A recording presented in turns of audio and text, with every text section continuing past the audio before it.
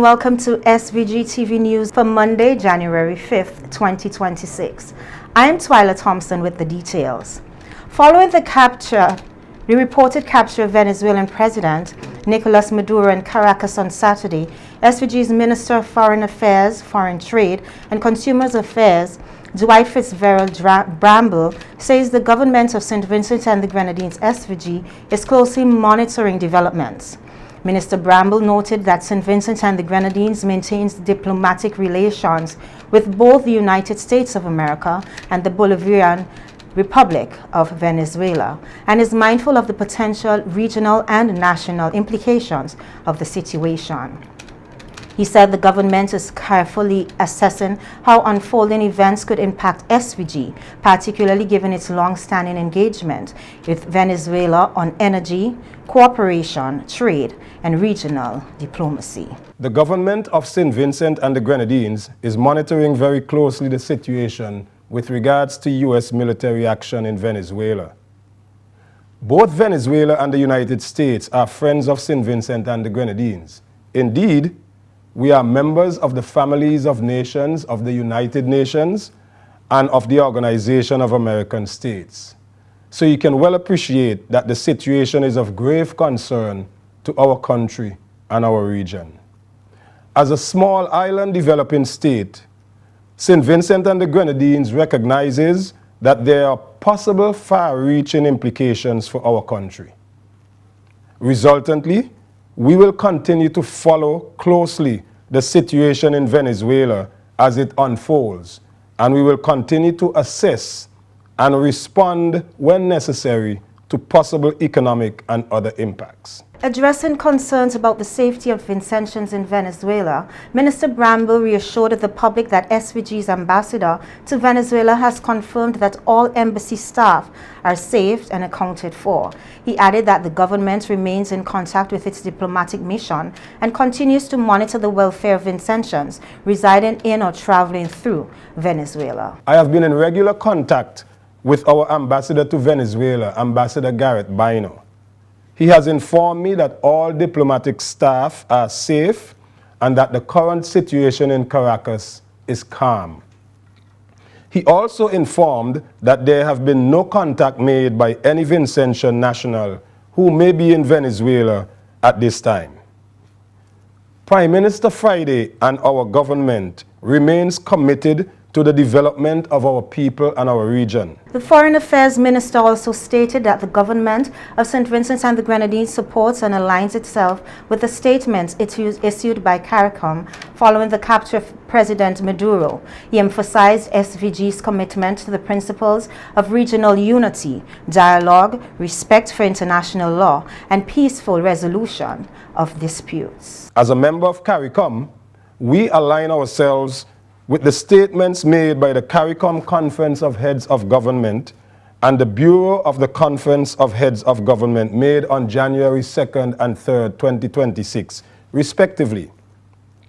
Quoting from part of those statements, CARICOM is firmly committed to the fundamental principles of international law and multilateralism enshrined in the UN Charter. My government will continue to monitor the situation in Venezuela and will keep the people of our blessed land informed of further developments. Minister Bramble stated that St. Vincent and the Grenadines will continue to encourage and engage with regional and international partners as situation evolves, while prioritizing national interests, regional stability, and the safety of its citizens at home and abroad.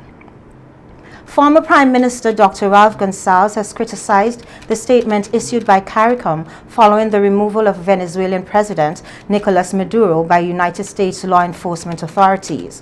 At a news conference today, Dr. Gonsalves said that while the CARICOM statement reaffirmed the region's commitment to fundamental principles of international law and multilateralism as enshrined in the United Nations Charter, it failed to clearly address the actions taken by the United States. He argued the statement did not explicitly identify or condemn what he described as violations of international norms. This statement did not make a judgment of the action of the United States of America. It reaffirmed principles which I think we all share. But it stopped short of making a judgment that this particular act was a violation of international law. I would have wished if that assessment had been made. One of the things we have to be quite clear is that we must not conflate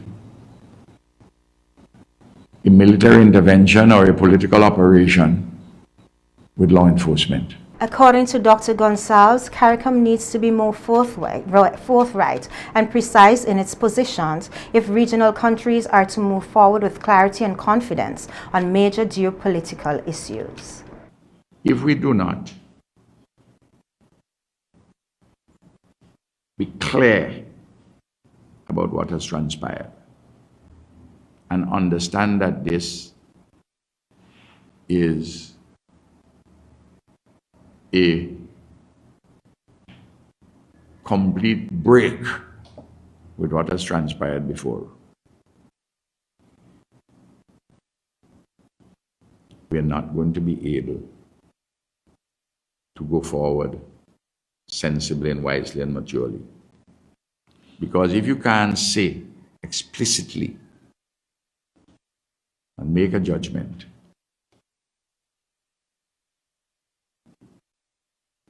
we in these islands, we in the Caribbean, when we go to Parliament, we are not going to independent parliaments. We are going essentially to local government assemblies. And there is some dangerous rhetoric which is coming out of the United States. The opposition leader further stated that Caribbean nations must carefully assess and understand the policy posture of the President of the United States, particularly as it relates to the Monroe Doctrine, which he said must be taken seriously given its historical and contemporary implications for the region. Mark my word, what has occurred in Venezuela is an undermining of the multilateral system and an enthronement of unilateralism. And President Trump is not making any bones about it. He says, look, I am implementing the Monroe Doctrine.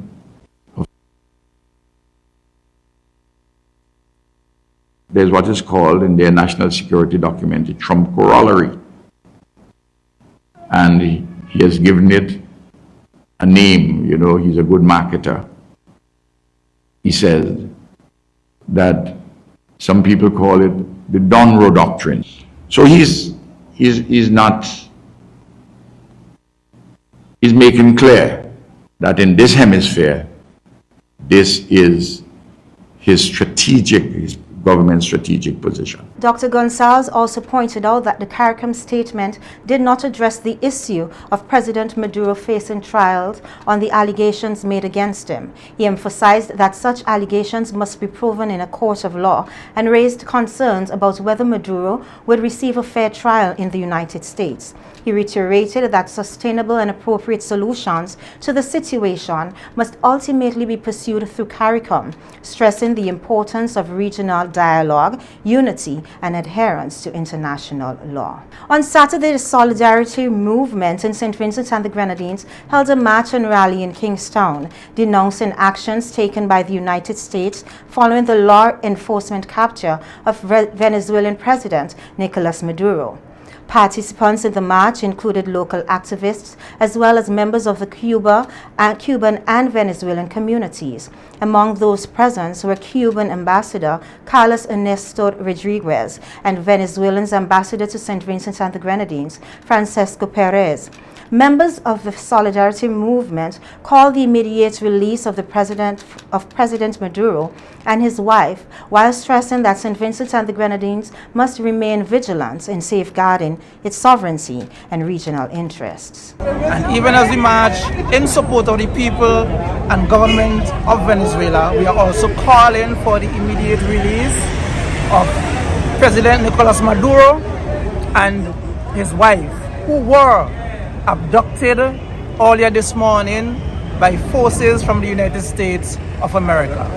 This act of invasion is illegal and it is a blatant violation of the United Nations Charter, which is intended to safeguard the sovereignty and the peace within its member states. So we are stating unequivocally our opposition to this militaristic, unprovoked attack against Venezuela. Now, we have to ask ourselves the question, how will we be affected by this? Now, St. Vincent and Grenadines import most items. Most of our goods are imported. Now, Venezuela, even with their sanctions and blockade, they help us tremendously. Petrocarib, oil came in from Venezuela. Now, with what happened, if we decide to sit down and not say anything, if we do not resist, what will happen tomorrow or the day after? Our lives will be disrupted in the Caribbean, not only St. Vincent and the Grenadines, but in the Caribbean, because we are just in the backyard of Venezuela. Venezuelan Ambassador Francisco Perez, speaking at the rally, underscored the importance of maintaining peace and stability in the region. He accused the United States of breaching international law and warned that the actions taken could have wider implications for other countries. Well, this is a very sad moment for the people of Venezuela, and I think it's for the people of the region, entire region, Latin America and the Caribbean, because the demonstration that the Trump administration made today with the strike against the people of Venezuela and the kidnapping of the president Nicolas Maduro and his wife is a proof that the Trump administration and the government of the United States can do that with any other country without any consequence. They just come to your country and you have to listen all the Caribbean. They can come to your country, kidnap your leaders, your president, your prime minister, and take back to United States and put any other leader that they want, that they prefer, they think that will do what they want that they do. SVG News also spoke with Cuban Ambassador Carlos Ernesto Rodriguez, who said Cuba stands in full solidarity with Venezuela. He described the events surrounding President Maduro's capture as an act of aggression carried out by the United States against Venezuela. What happened was quite concerned, right? We are really concerned about this situation because it was an aggression. It's quite clear that it was an aggression, and the sovereignty of a brother nation, a brother country like Venezuela, was broken, right, by another foreign government. And it's incredible how these kind of things are happening on the 21st century, right?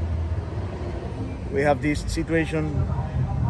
The president of a nation is kidnapped by another nation, so it's a violation of the charter of the United Nations. It's a violation of our sovereignty of a country, and we cannot allow that.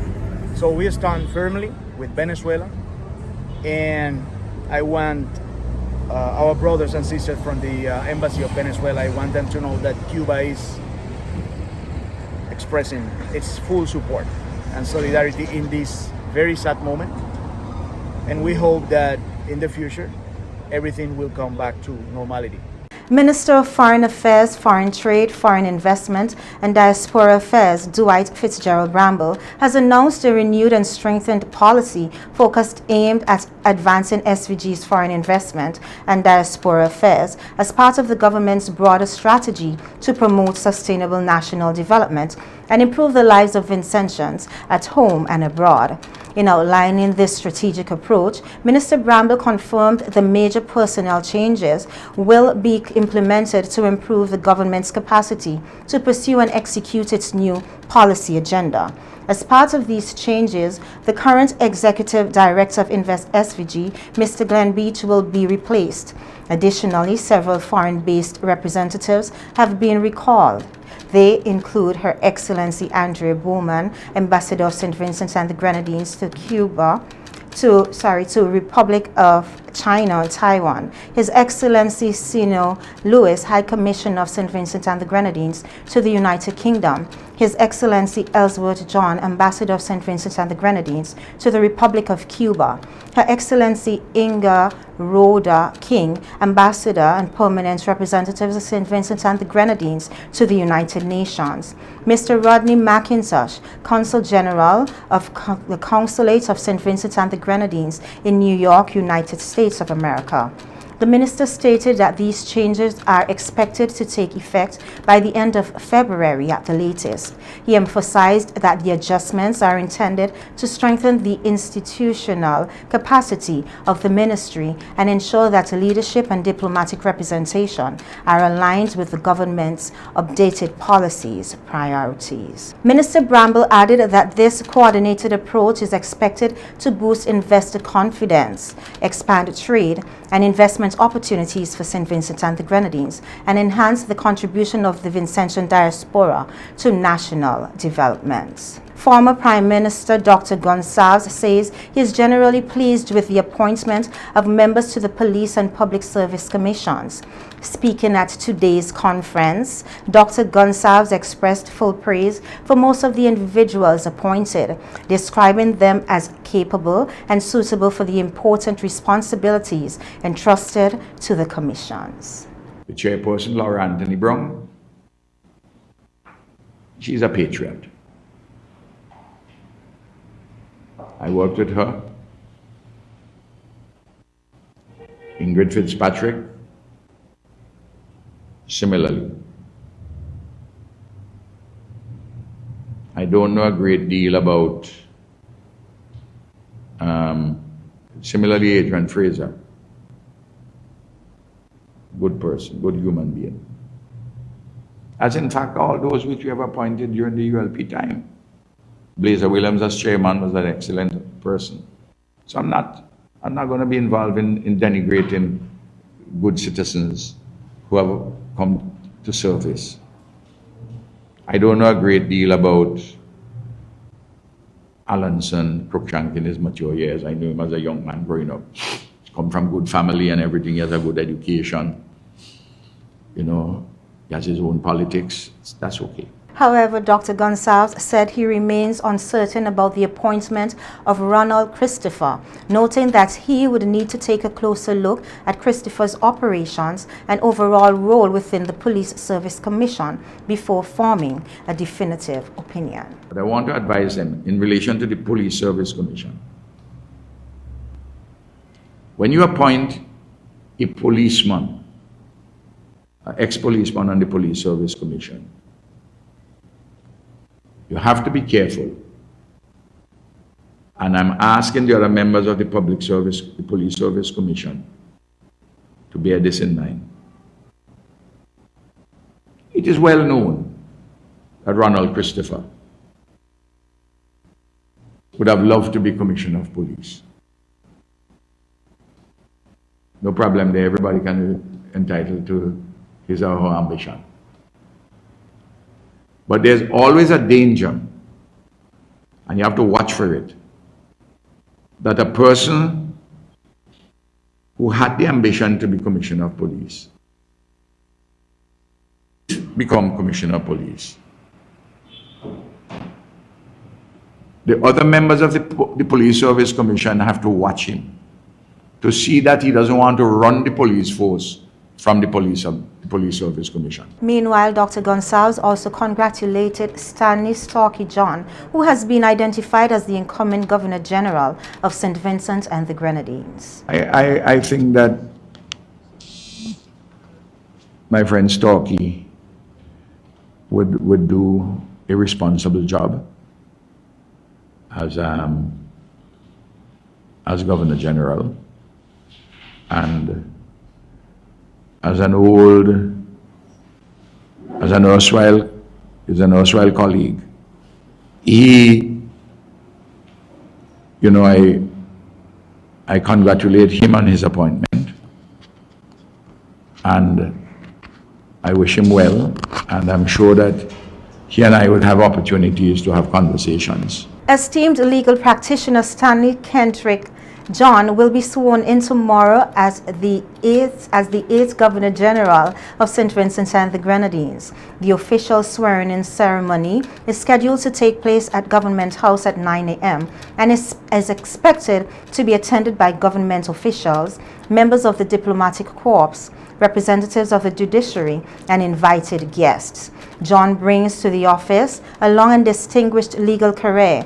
He has served the region with distinction in various legal and public service roles and has earned widespread respect for his contributions to the administration in justice.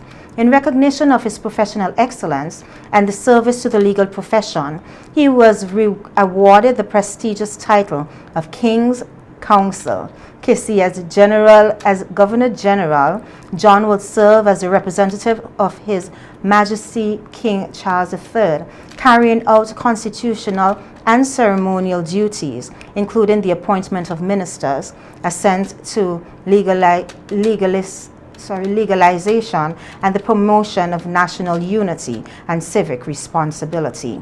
His appointment marks an important moment in the country's constitutional history, as the Governor General plays a key role in upholding democratic governance and the rule of law in St. Vincent and the Grenadines. As students and teachers across St. Vincent and the Grenadines returned to classrooms today following the Christmas break, the start of the new school term was marked by an encouraging message from Minister of State in the Ministry of Education, Innovation, Digital Transformation and Information, Lavon King. In her address, King described the beginning of a new term as more than just a date on the academic calendar. She said it represents a collective reset and a valuable opportunity for students and educators alike to refine habits, sharpen intellectual pursuits, and recommit to the pursuit of excellence. The minister noted that the current term is traditionally one of the most vibrant of the school calendar, characterized by a balance between academic rigor and athletic achievement. With inter-school sporting activities moving to the forefront, King reminded students that education extends beyond the traditional classroom. She pointed out that it is through school-level competitions that the next generation of Olympians is often discovered, athletes who may one day represent St. Vincent and the Grenadines with the same discipline and excellence they ought to apply to their studies. Addressing fifth form students in particular, King acknowledged that they are entering a very pivotal period as CXC, CSEC examinations draw closer and student-based assessment, SBAs, are finalized. She encouraged them to balance ambition with steady discipline, manage their time with intention, and seek help when needed, emphasizing that asking for support is a sign of maturity, not weakness. The junior minister also underscored the critical role of teachers and parents during this demanding period. She said their guidance, structure, and encouragement will be especially important in helping students remain focused and motivated. Reinforcing the idea that education is a collaborative effort, King called on all stakeholders to work together with a shared sense of purpose and a commitment to looking out for one another.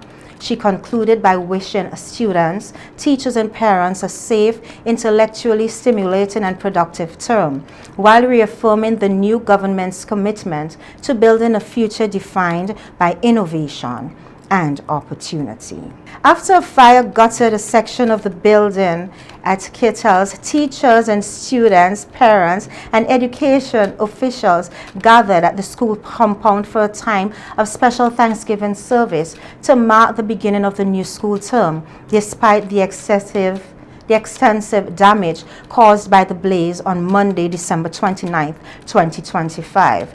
The fire caused classrooms used by grades 3 and 4, the school auditorium, the kitchen, and the school feeding area. As a result, more than 90 students and at least 6 teachers have been displaced.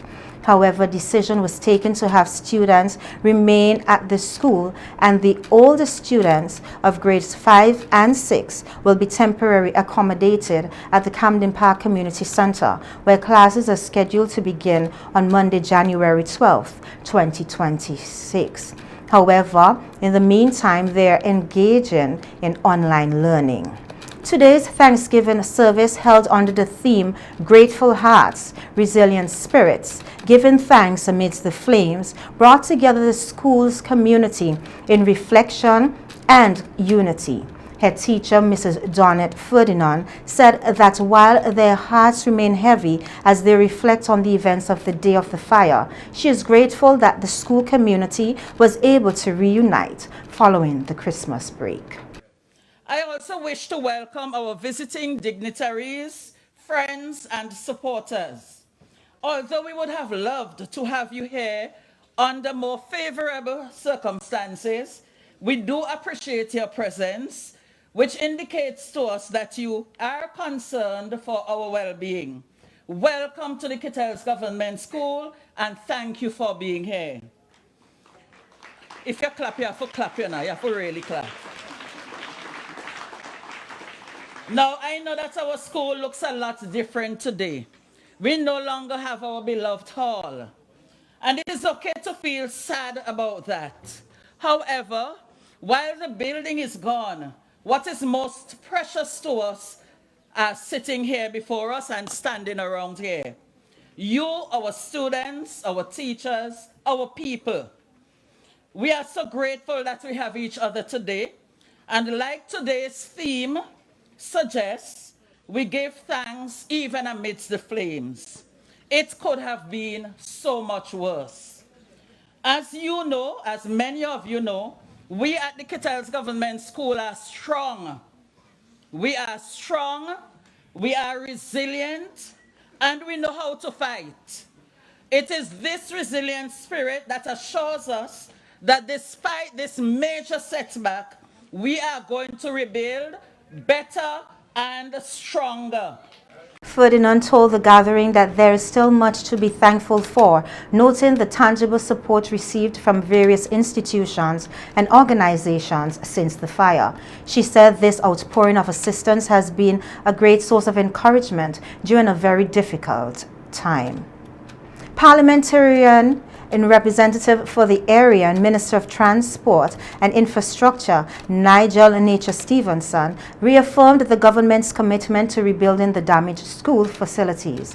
He assured parents and staff that the affected buildings will be rebuilt stronger, better, and bigger, and confirmed that the arrangements have been put in place to ensure the safety of the students who will be attending classes at the Camden Park Community Center. Bigger in the sense that we understand the use of that facility. And when it is handed over to you again, we will make sure that it becomes the envy of similar facilities in the entire country. So these are not just idle or boastful words.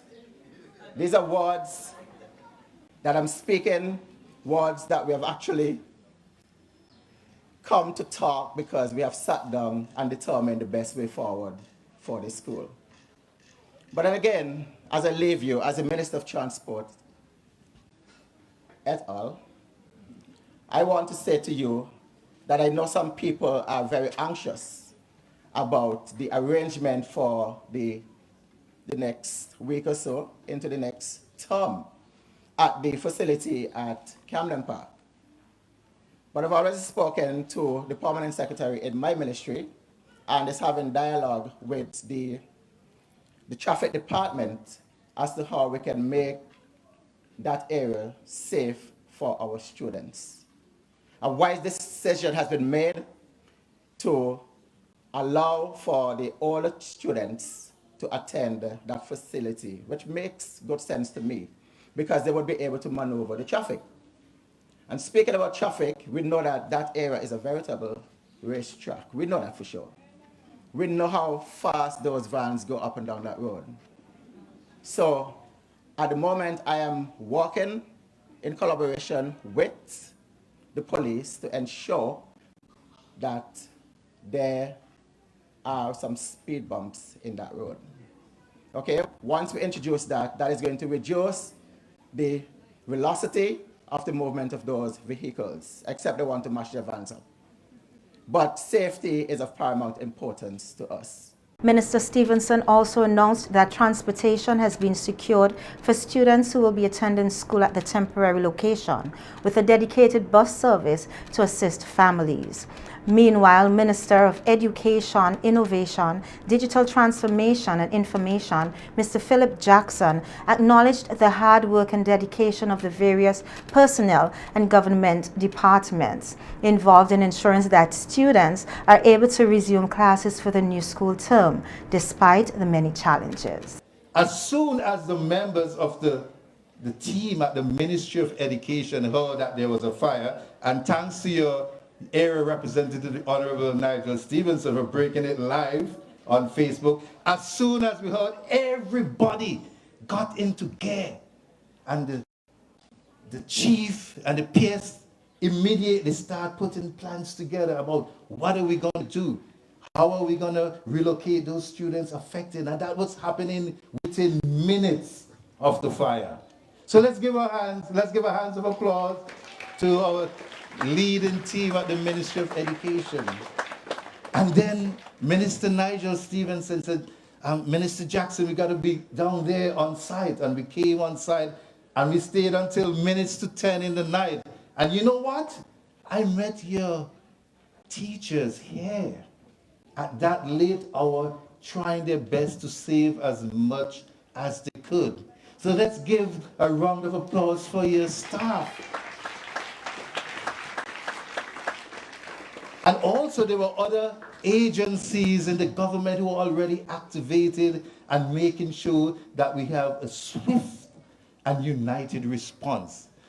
In an earlier statement, Chief Executive Officer of BRAXA, Ken Bartholomew, said the agency is working towards rebuilding the fire-damaged section of the school within 3 months. He added that BRAXA will collaborate closely with the Ministry of Education to provide a safe and conducive environment for students and staff. The Royal St. Vincent and the Grenadines Police Force, RSVGPF, is investigating a shooting incident that occurred on Sunday, January 4th, 2026 at approximately 2 p.m. in Otley Hall. A news release from the RSVGPF says that police officers responded to reports of gunfire and upon arrival discovered a 34-year-old resident of Otley Hall at his home with a gunshot wound to his left leg. Preliminary reports indicate that an unknown assailant emerged from nearby bushes and opened fire on him. Investigators are calling on members of the public who may have seen the suspicious activity or have information that could assist in identifying the perpetrator to come forward. Individuals can contact the Criminal Investigation Department, CID, or the Major Crimes Unit, MCU, at 456-1810. Or visit any police station or speak directly with a police officer that they can trust. Reports can also be made at a police control at 457-1211, 457-1211. The RSVGPF urges all citizens to cooperate with law enforcement to ensure communities remain safe and secure. Meanwhile, the SVG-PF police have arrested and charged Jamal McMaster, a 33-year-old businessman of Mackey's Hill, with 2 counts of kidnapping, possession of an illegal firearm, and robbery. According to police investigations, the accused is alleged to have kidnapped a 17-year-old student of Edinburgh on December 28, 2025, and a 31-year-old Navy rating of Edinburgh or England on December 28, 2025, without their consent or any other lawful authority. He was also charged with possession of 1 firearm marked and a serial number unknown, without a license issue under the Firearms Act. Additionally, the accused was charged with the offense of robbery in that he allegedly used the said firearm to put the complainant in fear and forcibly stole 1 gold iPhone 16 Pro Max cellular phone valued at $2,000, the property of the 31-year-old Navy rating of Edinburgh. The offenses were committed in Arnesville on December 28, 2025. McMaster appeared before the Serious Offences Court on January 2, 2026. He pleaded not guilty to the offenses. However, he was remanded into custody until January 8, 2026.